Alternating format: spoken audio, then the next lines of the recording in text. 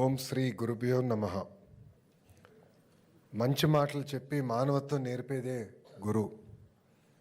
ప్రజల్లో విలువలు పెంచేదానికి ఆధ్యాత్మిక సేవ అందిస్తున్న బ్రహ్మశ్రీ చాగంటి కోటేశ్వరరావు గారికి నా హృదయపూర్వక నమస్కారాలు.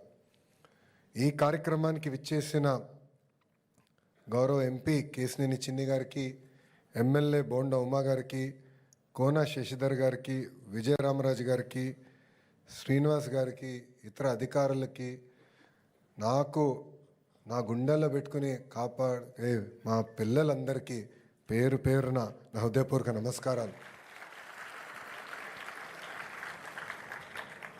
చాగంటి గారు ముందర మాడటం చాలా కష్టమైన పని. ఆయన ముందు మాట్లాడతామంటే హనుమంతుడు ముందర కుప్పగంతలు వేసినట్లే. మీరు అందరూ ఆయన మాటలు వినేదానికి వచ్చారు, ఆయన ప్రవచనలు వినేదానికి వచ్చారు. సో నేను ఎక్కువ సమయం తీసుకోను, ఒక 2-3 మాటలు చెప్పి నేను ముగిస్తాను. చాగంటి కోటేశ్వరరావు గారిని నైతిక విలువలపైన సమాజంలో మార్పు తీసుకొచ్చేదానికి నియమించాలన్న నిర్ణయం తీసుకున్న ముందల గౌరవ ముఖ్యమంత్రి గారు నన్ను పిలుస్తాం జరిగింది. ఆయన నన్ను పిలిచి 2019 నుంచి 24 వరకు మనం అనేక సార్లు చర్చించాం. సమాజంలో నైతిక విలువలు తీసుకురావాల్సిన బాధ్యత ఉందని మనందరం 1-10 సార్లు మాట్లాడుకున్నాం. ఏం చేస్తే బాగుంటుందని గౌరవ ముఖ్యమంత్రి గారు నన్ను అడిగారు. నేను అనేక సందర్భాల్లో చెప్పా, గౌరవ ముఖ్యమంత్రి గారిని చూసి లైఫ్ లాంగ్ లెర్నర్ని నేనని. సో గౌరవ ముఖ్యమంత్రి గారికి చెప్పా, మీరు ఏ నిర్ణయం తీసుకున్నా ఒక విద్యాశాఖ మార్చులుగా మేము ఆ నిర్ణయం కట్టుబడి ఉంటామంటే, అప్పుడు ఒక్క క్షణం కూడా ఆలోచించకుండా చాగంటి కోటేశ్వరరావు గారిని ఏకంగా క్యాబినెట్ ర్యాంక్ ఇచ్చి ఆంధ్ర రాష్ట్ర ప్రభుత్వానికి సలహాదారుగా నియమించారు గౌరవ ముఖ్యమంత్రి శ్రీ నారా చంద్రబాబు నాయుడు గారు.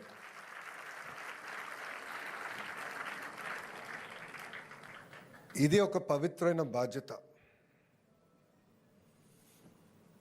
జనరల్గా నేను అనేక మంది వ్యక్తులను చూశాను, అందరూ క్యాబినెట్ ర్యాంక్ హోదా కావాలని కోరుకునేవారు.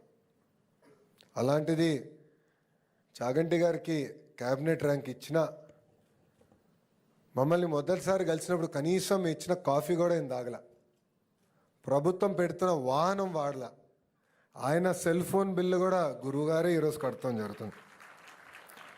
అలాంటి గొప్ప వ్యక్తి దగ్గర ఈరోజు పుస్తకాలు రూపొందించుకున్నాం. ఆ పుస్తకాలు మీ భవిష్యత్తు కోసం అందిస్తాం జరుగుతుంది. మట్టి కుండలాగా మారుతుంది, శిలా శిల్పం అవుతుంది, విత్తనం పెద్ద చెట్టు అవుతుంది.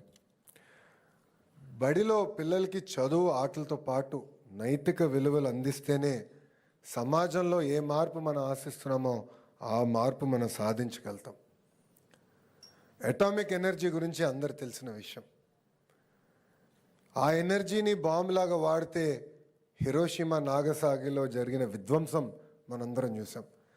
కానీ అదే ఎనర్జీని మనం విద్యుత్ తయారీకి వాడితే మొత్తం దేశాలే వెలిగించడానికి అవకాశం ఉంటుంది. అలానే పిల్లల్ని కూడా సరైన మార్గంలో పెట్టాల్సిన బాధ్యత ఇక్కడున్న ఉపాధ్యాయులందరిపైన కూడా ఉన్నాయి.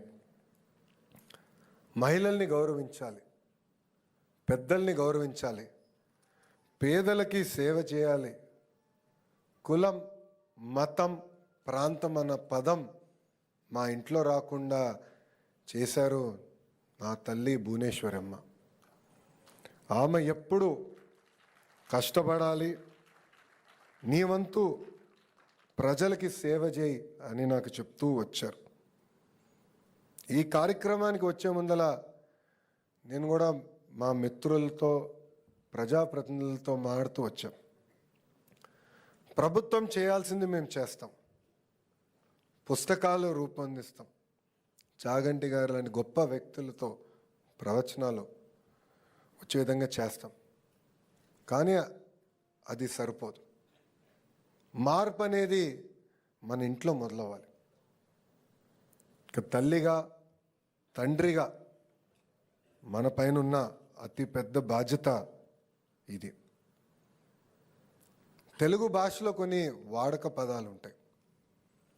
గాజులు తొడుక్కున్నావా, చీర కట్టుకున్నావా, అమ్మాయిలాగా ఏడవద్దు. ఇది ఎప్పుడు వాడినా నాకు చాలా బాధ కలుగుతుంది.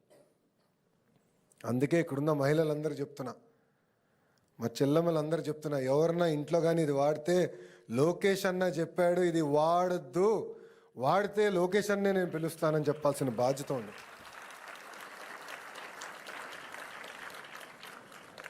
సమాజం ఎప్పుడు బాగుపడుతుందంటే మనం మహిళల్ని గౌరవించినప్పుడే బాగుపడుతుంది.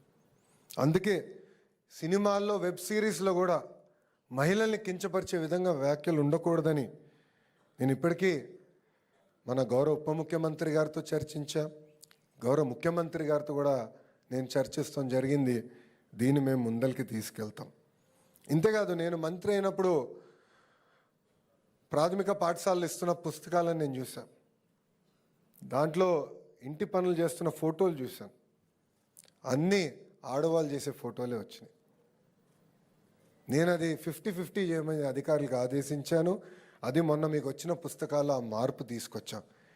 ఇది నేను ఎందుకు చేశానంటే, నేను బలంగా నమ్మేది ఇంటి పనులు కూడా ఆడమగ ఇద్దరు సమానంగా చేయాల్సిన బాధ్యత ఉంది. నేను అమెరికాలో MBA చేసినప్పుడు ఫస్ట్ ఇయర్ అయిన తర్వాత నాకు పెళ్ళయింది. చిన్న వయసులో బ్రహ్మణికి నాకు పెళ్ళయింది. అప్పుడు పనులు మేము ఇద్దరం 50-50 చేసుకున్నాను. ఒకసారి ఆమె లాండ్రీ చేస్తే ఇంకొకసారి నేను చేశాను. మాకు ఎలాంటి ఫీలింగ్ లేదు. అందుకే ఆ మార్పు సమాజంలో రావాలని మేము బలంగా నమ్మాం. యువగలం పాదయాత్రలో కూడా కొంతమంది పిల్లలు మా తెలుగుదేశం పార్టీ చొక్కా వేసుకొని వస్తే నా బాధ కలిగేది. ఇప్పుడే మీకు రాజకీయాలు అవసరం, దానికి టైం ఉంది, ఇప్పుడు చొక్కాది మంచి చొక్కా ఇస్తాను, కానీ పార్టీ రంగులు వేసుకుని తిరగదని పిల్లలకి నేను చెప్తాను జరిగింది. ఎందుకంటే పిల్లల్ని నేను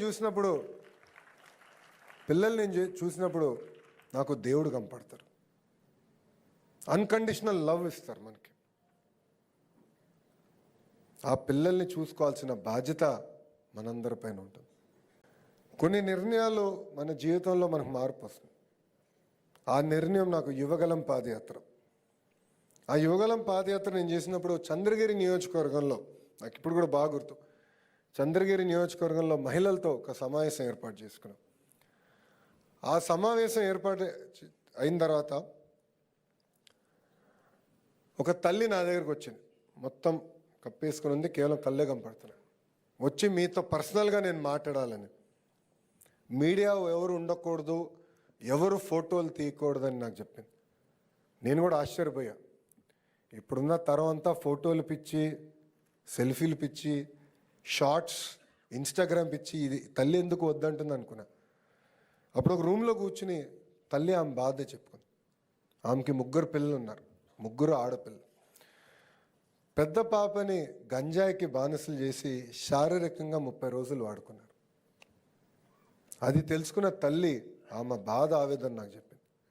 ఆమె ఒక్కటే అనింది, మీరు ఇంత దూరం వచ్చారు, నడుస్తూ వచ్చారు, CMC వెల్లూరుకి ఒక్క మాట చెప్పండి, డీఅడిక్షన్ సెంటర్కి మా పాపని తీసుకెళ్తా, లేదంటే మా పెద్ద పాపని నేనే చంపేస్తాను, అప్పుడు కానీ మా 2 పాపలు పాడవరని ఆమె చెప్తాం జరిగింది. అందుకే ప్రజాప్రభుత్వం ఏర్పడిన తర్వాత డ్రగ్స్ పైన ఒక యుద్ధం ప్రకటించాం. ఇది చాలా సీరియస్గా తీసుకోవాల్సిన బాధ్యత ఇక్కడ ఉన్న మనందరిపైన ఉంది. నా ఇంజనీరింగ్ కానివ్వండి, నా పని కానివ్వండి, దాని తర్వాత నా MBA కానివ్వండి, నేను అమెరికాలో చేశాను. స్టాన్ఫర్డ్ యూనివర్సిటీలో నేను MBA చేశాను. చాలామంది నన్ను ఒక విషయం అడిగారు, స్టాన్ఫర్డ్లో MBA చేసావు, తిరిగి భారతదేశానికి వచ్చావు, స్టాన్ఫర్డ్లో నువ్వు ఏం నేర్చుకున్నావు అని అడిగారు. స్టాన్ఫర్డ్ MBAలో ఫైనల్ ఎగ్జామినేషన్లో టీచర్లు ఉండరు, ఇన్విజిలేటర్లు ఉండరు.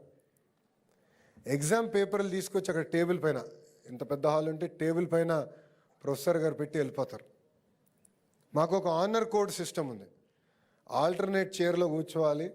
నేను కాపీంగ్ కొట్టను, ఎవరైనా కాపీ కొడితే రిపోర్ట్ చేస్తాను. సుమారుగా అంటే 2 సంవత్సరాల్లో ఒక 30-32 ఎగ్జామ్లు మేము తీసుకుంటాం. ఒక్కరు కూడా కాపీ చేయాలి. అంటే ఆ రోజు మాకు అనిపించింది ఒక విశ్వవిద్యాలయం మా పైన పెట్టిన పవిత్రమైన బాధ్యత ఇది. ఆ మార్పు నాలో తీసుకొచ్చింది. ఆ మార్పు సమాజంలో రావాలని బలంగా నేను నమ్ముతున్నాను. చాలామంది అడిగారు, విద్యాశాఖ నీకు అవసరమా అని. కఠినమైన శాఖ, ఉపాధ్యాయులు ఉంటారు, సంఘాలు ఉంటాయి. ఈ ఛాలెంజ్ నీకు అవసరమా అంటే వాళ్ళందరికీ ఒకటి చెప్పా, జీవితం అంటేనే ఒక ఛాలెంజ్. ఛాలెంజ్ లేనిది జీవితం లేదు. ఈరోజు కొన్ని సంఘటనలు మనం చూస్తున్నాం, చాలా బాధ కలుగుతుంది. మార్కులు తక్కువ వచ్చినాయన్నో, లేదంటే ఇంట్లో తల్లిదండ్రులు గట్టిగా చెప్పారన్నో పిల్లలు కుమిలిపోయి ఏకంగా ఆత్మహత్య చేసుకునే పరిస్థితికి వస్తున్నారు. 2019లో నేను ఓడిపోయా ఎన్నికలు, 5300 ఓట్లతో ఓడిపోయా. ఒకరోజు బాధ కలిగింది, ఆవేదన కలిగింది. కానీ రెండో రోజు నుంచి ఆ బాధ, ఆవేదన నాలో కసి పెంచింది. నేను కన్విన్స్ చేసుకోలేకపోయా ప్రజల్ని. 5 సంవత్సరాలు కష్టపడతా, తిరిగి వాళ్ళ మనసు నేను గెలుచుకుంటానని 5 సంవత్సరాలు కష్టపడ్డా. అనేక మంది అవమానించారు. జీవితం అనేది అదే, అనేక మంది అవమానిస్తారు, అనేక మాటలు మాడతారు. కానీ ఒక లక్ష్యం పెట్టుకుని పనిచేస్తే మనం అనుకున్న లక్ష్యం సాధించే శక్తి కూడా దేవుడు మనకిస్తాడు. తిరిగి అదే నియోజకవర్గంలో నేను 91,000 మెజార్టీతో గెలిచాను. శాసనసభ్యుడిగా నేను శాసనసభలో అడుగుపెట్టాను. అదే బాధ్యత నేను ఈరోజు ఒక విద్యాశాఖ మంత్రిగా స్వీకరించాను. ఇక్కడున్న ఉపాధ్యాయులు అందరూ తెలుసు, తరతరాలుగా అనేక సమస్యలతో మీరు ఇబ్బంది పడుతుంటే అన్నీ మనం పరిష్కరించాం. టీచర్ ట్రాన్స్ఫర్ యాక్ట్ తీసుకొచ్చాం. 1 క్లాస్ 1 టీచర్ కూడా ఏకంగా 9,600 పాఠశాలలను మనం నియమించుకోవటం జరిగింది. 16,347 మంది ఉపాధ్యాయుల్ని మెగా డిఎస్సి ద్వారా 150 రోజుల్లో